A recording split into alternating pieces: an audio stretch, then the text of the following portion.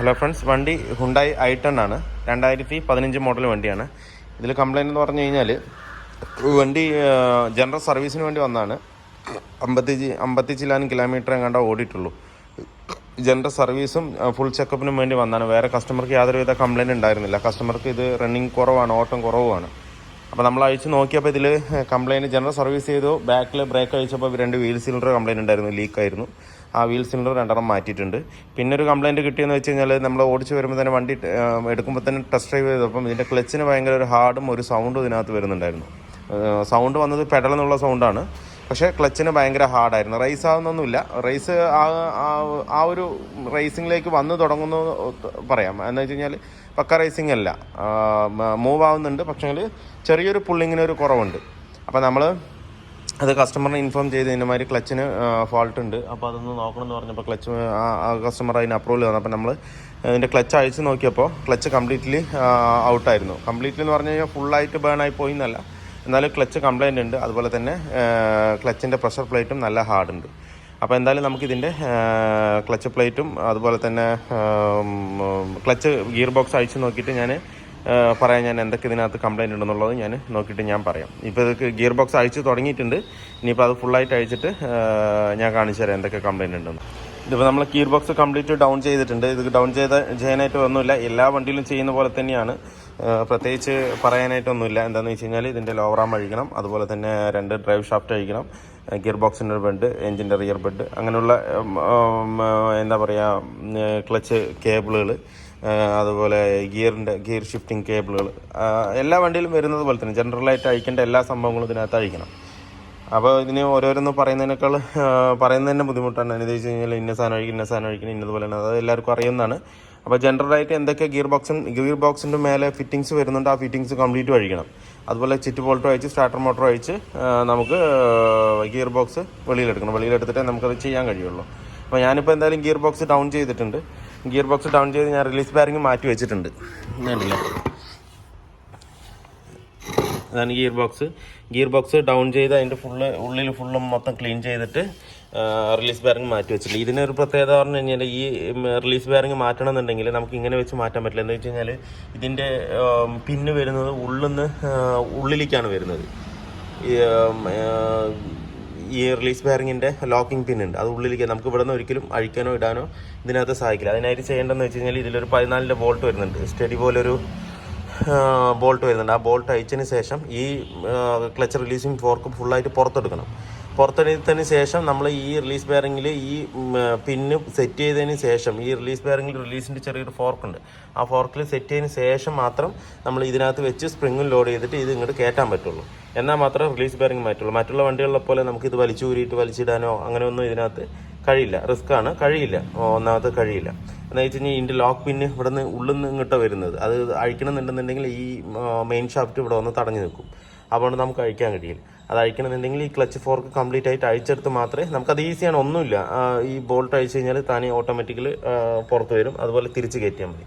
അത് തിരിച്ച് കയറ്റുമ്പോൾ ഈ പിന്നിലും ആ ബുഷ്, അതിൽ ഇതിൻ്റെ താഴെ ഒരു പ്ലാസ്റ്റിക്കിൻ്റെ നൈലോണിൻ്റെ ഒരു ബുഷ് വരും. ആ ബുഷ് ഡാമേജ് ഉണ്ടാകുന്ന നോക്കുക, ഉണ്ടെന്നുണ്ടെങ്കിൽ അത് മാറ്റണില്ല എന്നുണ്ടെങ്കിൽ ക്ലച്ച് ഇങ്ങനെ അങ്ങോട്ടും ഇങ്ങോട്ടും ക്ലച്ചിൻ്റെ റിലീസിങ് ഫോർക്ക് അങ്ങോട്ടും ഇങ്ങോട്ടും ആടിക്കൊണ്ടിരിക്കും. അപ്പോൾ ഇതിൽ കംപ്ലയിൻ്റ് ഒന്നുമില്ല. ഇപ്പോൾ നമ്മൾ അഴിച്ചിട്ട് ഫുള്ളായിട്ട് ക്ലീൻ ചെയ്തതിന് ശേഷം ഈ മുകളിലും താഴെയായിട്ട് നല്ലോണം WD-40 അടിച്ച് ക്ലീൻ ചെയ്ത് മറ്റേ ഗ്രീസ് ഇട്ടിട്ടാണ് ഇപ്പോൾ കയറ്റിയിരിക്കുന്നത്. അതുപോലെ തന്നെ റിലീസ് ബെയറിങ്ങിൻ്റെ ഈ സീറ്റിങ്ങിൽ പൊസിഷനിൽ എന്ന് വെച്ചാൽ മെയിൻ ഷാഫ്റ്റ് ഇരിക്കുന്ന ആ ഭാഗത്തും നല്ലപോലെ ഗ്രീസ് ഇട്ടിട്ട് വേണം കയറ്റാനായിട്ട്, എന്നാൽ തന്നെ അതിൻ്റെ സ്മൂത്ത്നെസ് ഉണ്ടാവുള്ളൂ. അല്ലാന്നുണ്ടെങ്കിൽ നമ്മളിപ്പോൾ മഴക്കാലമാണ്, ഇത് കയറ്റി കഴിഞ്ഞ് ഉള്ളിൽ എന്തെങ്കിലും വെള്ളം കയറാൻ എന്തെങ്കിലും സാധ്യത ഉണ്ടെന്നുണ്ടെന്നുണ്ടെങ്കിൽ അതിൽ ഫുള്ള് റെസ്റ്റായി കഴിഞ്ഞാൽ പിന്നെ വീണ്ടും ക്ലച്ച് ഹാർഡാവും. അപ്പോൾ ഈ ഒരു ഗ്രീസിൻ്റെ അംശം ഉണ്ടെന്നുണ്ടെങ്കിൽ വെള്ളം അതിനകത്ത് നിൽക്കില്ല, വെള്ളം കംപ്ലീറ്റും പുറത്തു പോകും. അതുകൊണ്ട് എപ്പോഴും ഈ റൊട്ടേറ്റിംഗ് പാർട്സിൽ ഇല്ലെങ്കിൽ മൂവ്മെൻറ്റ് പാർട്സിൽ എല്ലാത്തിലും നമ്മൾ അഴിച്ച് കഴിഞ്ഞാൽ ഗ്രീസ് ചെയ്തിട്ട് വേണം തിരിച്ച് കയറ്റാനായിട്ട്, എന്നാൽ മാത്രമേ അതിൻ്റെ ഒരു പെർഫോമൻസ് അതിനകത്ത് കിട്ടുള്ളൂ.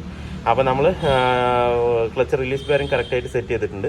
റിലീസ് ബെയറിങ് അത് പോയതായിരുന്നു, നല്ലോണം പോയിട്ടുണ്ടായിരുന്നു, നല്ല ഷെയ്ക്കും ഉണ്ടായിരുന്നു, അതുപോലെ തന്നെ നല്ല സൗണ്ടും ഉണ്ടായിരുന്നു. ഇതിപ്പോൾ നമ്മൾ ഹുണ്ടായുടെ ഒറിജിനൽ പാർട്സ് തന്നെയാണ് എടുത്തിട്ടിരിക്കുന്നത്. അതുപോലെ തന്നെ ഞാൻ ക്ലച്ച് സെറ്റും ഇതിനകത്ത് കംപ്ലീറ്റ്ലി സെറ്റ് ചെയ്ത് വെച്ചിട്ടുണ്ട്. കണ്ടില്ലേ,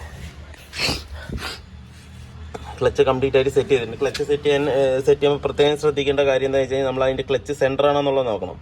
കറക്റ്റ് സെൻറ്റർ ആണെന്നുള്ളത് നോക്കിയിട്ട് വേണം കയറ്റാനായിട്ട്. ഇല്ലാന്നുണ്ടെന്നുണ്ടെങ്കിൽ ഗിയർ ബോക്സ് ഒരിക്കലും അതിനകത്ത് കയറില്ല. അതിൻ്റെ ഷാഫ്റ്റ് വന്നിട്ട് മറ്റേ ആ സെൻറ്റർ പിന്നിൻ്റെ അവിടെ വന്ന് ഇടിച്ച് നിൽക്കും.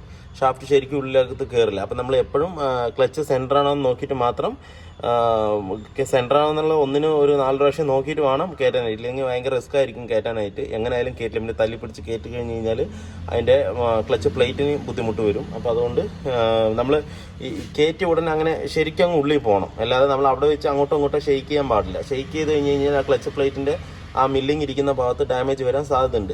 എന്ന് വെച്ച് കഴിഞ്ഞാൽ നമ്മൾ പിന്നെ ക്ലച്ച് വിടുമ്പോഴൊക്കെ വൈബ്രേഷൻ വരും. അപ്പോൾ അതുകൊണ്ട് എപ്പോഴും ക്ലച്ച് പക്ക സെൻറ്ററായിട്ട് സ്മൂത്തായിട്ട് ഉള്ളിൽ കയറി പോകണം.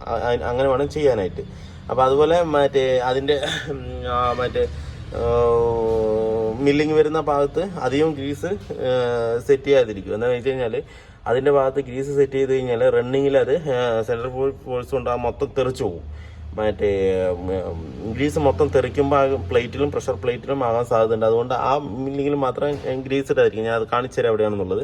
അപ്പോൾ നമ്മൾ ക്ലച്ച് കറക്റ്റായിട്ട് ഇതിൽ സെറ്റ് ചെയ്തിട്ടുണ്ട്, സെൻറ്ററും ആക്കിയിട്ടുണ്ട്. ഇനി നമുക്ക് ഗിയർ ബോക്സ് കയറ്റിയാൽ മതി.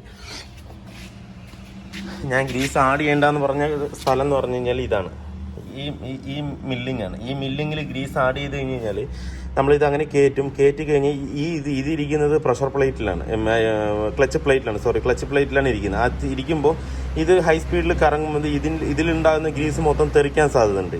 അങ്ങോട്ടും ഇങ്ങോട്ടും ഇതിലൊരു സീലോ കാര്യങ്ങളോ ഒന്നുമില്ല, എങ്ങോട്ടും പോകാതിരിക്കാൻ സീലൊന്നുമില്ല. അപ്പോൾ തെറിക്കാൻ സാധ്യതയുള്ളത് കാരണം ഇത് നേരെ ചിലപ്പോൾ ഫ്ലൈ വീലിലേക്ക് പോകും, ചിലപ്പോൾ പ്രഷർ പ്ലേറ്റിലേക്ക്. എവിടേക്കാണ് തെറിക്കുക എന്നുള്ള കാര്യം നമുക്കറിയാൻ പറ്റില്ല. ഈ ഭാഗത്തൊക്കെ തെറിച്ച് കഴിഞ്ഞ് കഴിഞ്ഞാൽ ആ പ്രഷർ പ്ലേറ്റിലേക്ക് കയറി കഴിഞ്ഞ് കഴിഞ്ഞാൽ പിന്നെ അത് വീണ്ടും കംപ്ലൈൻ്റ് ആവും. എന്താ വെച്ചാൽ ക്ലച്ച് സ്ലിപ്പായി തുടങ്ങും. അപ്പോൾ അതുകൊണ്ട് ഈ ഭാഗത്ത് മാത്രം നമ്മൾ ഗ്രീസ് ഒന്നും ആഡ് ചെയ്യേണ്ട. നമ്മൾ ഈ റിലീസ് ബെയറിങ്ങിലോ കാര്യങ്ങളോ ഇട്ടാലും വലിയ കുഴപ്പമില്ല. എന്താ വെച്ച് കഴിഞ്ഞാൽ ഇത് മാത്രമേ തിരിയുള്ളൂ.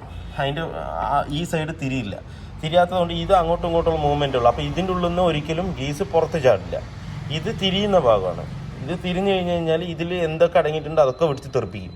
ആ തെറിപ്പിക്കുന്ന സമയത്ത് പ്രഷർ പ്ലേറ്റിലോ ഏതിനെങ്കിലും ഒന്ന് ആകുകയാണെന്നുണ്ടെങ്കിൽ അത് നമുക്ക് ക്ലച്ചിന് അത് ബാധിക്കും. അപ്പോൾ അതുകൊണ്ട് ഇതിൽ ഗ്രീസ് ചെയ്യാതിരിക്കും. അതുപോലെ പുതിയ ക്ലച്ച് സെറ്റ് ചെയ്യുമ്പോഴും ഫുള്ളായിട്ട് ക്ലീൻ ചെയ്തിട്ട്, പ്രഷർ പ്ലേറ്റ് ഫുള്ള് ക്ലീൻ ചെയ്തിട്ട് വേണം കയറ്റാനായിട്ട്. ഇതാണ് പഴയ റിലീസ് ബെയറിങ് അല്ലേ. ഇതും ഒറിജിനൽ തന്നെയാണ് ഇരിക്കുന്നത്. ഇതാണ് നമ്മൾ മാറ്റിയത്. അതുപോലെ ഇതാണ് ക്ലച്ച് പ്ലേറ്റ് അല്ലേ, കംപ്ലീറ്റ് തേഞ്ഞു പോയി. ഇൻഡിക്കേഷൻ മാർക്കൊക്കെ കംപ്ലീറ്റ് ആയിട്ട് പോയത്. ഇതിപ്പോൾ നമ്മൾ കസ്റ്റമർ അടുത്ത് ഇൻഫോം ചെയ്യാണ്ട് കുറച്ചുകൂടെ ഓടിച്ച് കഴിഞ്ഞ് കഴിഞ്ഞാൽ അവർക്ക് റേസിംഗ് ഒരു കംപ്ലയിൻറ്റ് കിട്ടും. അപ്പോൾ സർവീസിൻ്റെ ഭാഗത്ത് നമ്മൾ A to Z ചെക്ക് ചെയ്ത് ഇൻഫോം ചെയ്യണം. എന്നിട്ട് മാറ്റേണ്ട. ഇതിപ്പോൾ മാറ്റിയില്ലെങ്കിൽ ഒരു 5000-10,000 കിലോമീറ്ററൊക്കെ ഓടാൻ സാധ്യതയുണ്ട് അവരുടെ യൂസിന്, കസ്റ്റമറുടെ യൂസിന്. മനസ്സിലായി. അപ്പോൾ എങ്കിലും അത് അവർക്കൊരു കംഫർട്ട് ഉണ്ടാവില്ല. അപ്പോൾ നമ്മളിത് ചെയ്ത് കൊടുക്കുമ്പോൾ അത് ഒന്നുകൂടെ വൃത്തിയാവും. അതുപോലെ ഇതൊക്കെ വേണമായിരിക്കണം. കണ്ടില്ലേ എത്രത്തോളം പോയിട്ടുണ്ട് ഇതിനകത്ത്. അതിൽ ഫിംഗറും ഒരുപാട് പുറത്ത് തള്ളിപ്പോയി ഉണ്ടല്ലേ. പിന്നെ അതിൻ്റെ കൂടെ തന്നെ നമ്മൾ ഇത് ചെയ്യുമ്പോൾ ഇതിൻ്റെ കൂടെ നമ്മൾ ക്ലച്ചിൻ്റെ കേബിളും കൈയോടെ കൂടെ മാറ്റിവിടും. എന്താ വെച്ചാൽ എന്നാലേ ആ ഒരു വർക്ക് കംപ്ലീറ്റ്ലി ഫിനിഷ്ഡ് ആവുള്ളൂ. ക്ലച്ച് കേബിളിന് എല്ലാം ഞാൻ ഹുണ്ടായുടെ OE പാർട്സ് തന്നെയാണ് എടുത്തിരിക്കുന്നത്. 775 രൂപ വരുന്നുണ്ട് ക്ലച്ച് പ്ലേറ്റ്. പിന്നെ ഇത് റിലീസ് ബെയറിങ് 537 രൂപ, അതും ഹുണ്ടായുടെ ഒറിജിനൽ തന്നെയാണ്. പിന്നെ ഇത് കവറ്, ക്ലച്ച് കവറിൻ്റെ MRP വന്നിട്ട് 937 രൂപ വരുന്നുണ്ട്. അതുപോലെ ഇത് ക്ലച്ച് ഡിസ്കിൻ്റെ വില വന്നിട്ട് 1153 രൂപ വരുന്നുണ്ട് ഹുണ്ടായുടെ. അപ്പോൾ ഇത് ഹുണ്ടായുടെ ഒക്കെ ഈ ക്ലച്ച് സെറ്റൊക്കെ മാരുതിനേക്കാളും വില കുറവായിരിക്കും. മാരുതിക്കും ഏകദേശം ഇത് ഈ റേഞ്ച് തന്നെ, ഇതിനും ഈ റേഞ്ച് തന്നെ. അപ്പോൾ നമുക്ക് ഒറിജിനൽ തന്നെ ഇടുന്നതാണ് ഏറ്റവും ബെറ്റർ. നമ്മൾ എന്താ പറയുക, ഈ വാല്യൂലോ അല്ലെങ്കിൽ ലൂക്കിലോ അതൊന്നും ക്ലച്ച് കംപ്ലൈൻ്റ് ഉള്ള ക്ലച്ചൊന്നും അല്ല. എങ്കിലും നമുക്ക് ഒറിജിനലിൻ്റെ ഒറിജിനൽ ഇടുമ്പോൾ ആ ഒരു തൃപ്തി എന്താ വെച്ച് കഴിഞ്ഞാൽ നമ്മൾ ഒറിജിനലാണ് ഇട്ട്. ഇതും വന്നിരിക്കുന്നത് വാല്യൂ ആണ്, കണ്ടില്ലേ, വാല്യൂയുടെ ക്ലച്ചാണ്. പക്ഷെ നമുക്ക് ഒരു മനസ്സിനൊരു തൃപ്തി വരും. ആ ഒറിജിനൽ ഇടുമ്പോൾ ആ ഒറിജിനൽ പാർട്സാണ്, അതിനൊരു ഡാമേജ് ഉണ്ടല്ലോ. എന്താ വെച്ചാൽ അത്രത്തോളം ചെക്ക് ചെയ്തിട്ട് അവർക്ക് ഒരു പാർട്ട് വിടുന്നത്. വാല്യൂ അങ്ങനെ ഇടുകയാണെന്നുണ്ടെങ്കിലും വിഷയമൊന്നുമില്ല. നല്ല സ്മൂത്താണ് ക്ലച്ച്, യൂസിങ്ങിനും അതേ കിലോമീറ്റർ കിട്ടും, എല്ലാം ചെയ്യും. പക്ഷേങ്കിൽ അത് ഔട്ടർ മാർക്കറ്റായി. എന്ത് തന്നെയാണെന്നുണ്ടെങ്കിൽ അത് ഔട്ടർ മാർക്കറ്റായി. ഇതെന്ന് പറഞ്ഞാൽ ഒറിജിനലായി. അപ്പോൾ നമുക്ക് എപ്പോഴും ഇങ്ങനെയുള്ള പാർട്സുകൾ, ക്ലച്ച് അതുപോലെ ബ്രേക്ക് കാര്യങ്ങളൊക്കെ ഒറിജിനൽ ഇടുന്നതായിരിക്കും ഏറ്റവും കൂടുതൽ ബെറ്റർ. എന്ന് വെച്ചാൽ കൂടുതൽ ലൈഫ് നിൽക്കണം. അതുപോലെ നമുക്കൊരു സെറ്റ് ചെയ്യുമ്പോഴും ഇടുമ്പോഴും ഒക്കെ ഒരു മനസ്സിനൊരു തൃപ്തി ഉണ്ടാവും, ഒറിജിനലാണ് ഇട്ടുന്നത്. മനസ്സിലായില്ല. അല്ലാതെ വാല്യൂ ഇടുമ്പോൾ അതിനൊരു ബുദ്ധിമുട്ടോ കാര്യങ്ങളൊന്നുമില്ല. എന്തായാലും ഇനിയിപ്പോൾ നമുക്കിനി ഗിയർ ബോക്സ് കയറ്റാനുള്ളൂ. എന്തായാലും ആ ഗിയർ ബോക്സ് കയറ്റിയിട്ട് ഞാൻ ഓടിച്ചിട്ട് പറയാം എങ്ങനെയുണ്ട് പെർഫോമൻസ് എന്നുള്ളത്. ബാക്കി വേറെ ഇതിനകത്ത് വേറെ കംപ്ലൈൻറ്റുകളൊന്നുമില്ല. ഈ ഒരു രണ്ട് കംപ്ലൈൻറ്റ് ഉണ്ടാവുമായിരുന്നുള്ളൂ, ബ്രേക്കും അതുപോലെ ക്ലച്ചും അതെന്തായാലും നമുക്ക് ചെയ്ത് റെഡിയാക്കാം. നമ്മുടെ I10ന്റെ വർക്ക് ഫുള്ളി കംപ്ലീറ്റ് ആയിട്ടുണ്ട്. ഇതിലിപ്പോൾ നമ്മൾ ചെയ്തതെന്ന് പറഞ്ഞു കഴിഞ്ഞാൽ ജനറൽ സർവീസ് ചെയ്തിട്ടുണ്ട്, ഓയിൽ സർവീസ്, ഓയിൽ ഫിൽറ്റർ, അതുപോലെ പ്ലഗ്, അങ്ങനെയുള്ള കാര്യങ്ങൾ ചെയ്തിട്ടുണ്ട്. അതുപോലെ വീൽ സിലിണ്ടർ മാറിയിട്ടുണ്ട്, ബാക്കിൽ നല്ല ലീക്കായിരുന്നു.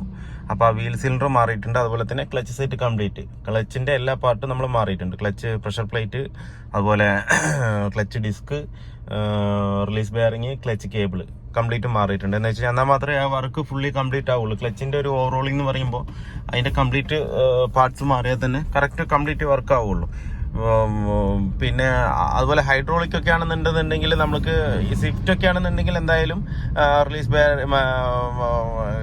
ക്ലച്ച് റിലീസ് ബെയറിങ് എന്താ വെച്ച് കഴിഞ്ഞാൽ ക്ലച്ച് സിലിണ്ടർ, താഴത്തെ സിലിണ്ടർ, ഗിയർ ബോക്സിൽ വരുന്ന സിലിണ്ടർ മാറ്റി തന്നെ ആവണം. ഗിയർ ബോക്സിന്റെ ഉള്ളിൽ വരികയാണെങ്കിൽ എന്തായാലും മാറണം. അതുപോലെ തന്നെ വിസ്റ്റ അങ്ങനെയുള്ള വണ്ടികൾക്കൊക്കെ പുറത്താണ് വരുന്നത്.